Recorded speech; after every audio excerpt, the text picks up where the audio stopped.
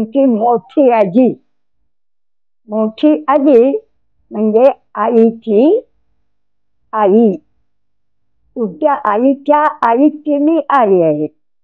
कारण माझं वय वर्ष फक्त 95 वर्ष आहे.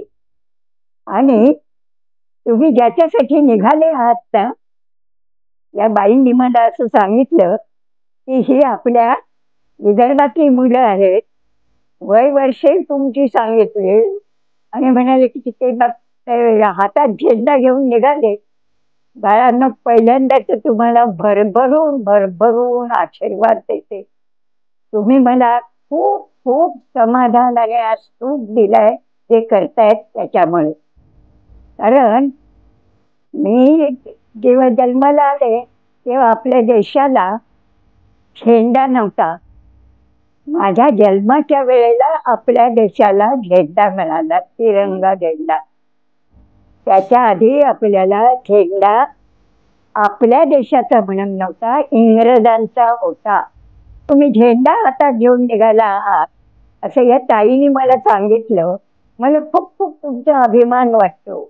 याचं कारण असं, आम्ही त्या काळी असा झेंडा हातात घ्यायचो आणि हातात घेऊन आम्ही 5-7 पोरी, आओ नौजवान मिलो नौजवान, तिरंगा झेंडा उठाओ नौजवान, आओ नौजवान मिलो नौजवान, तिरंगा झेंडा उठाओ नौजवान, असं आम्ही म्हणायचो.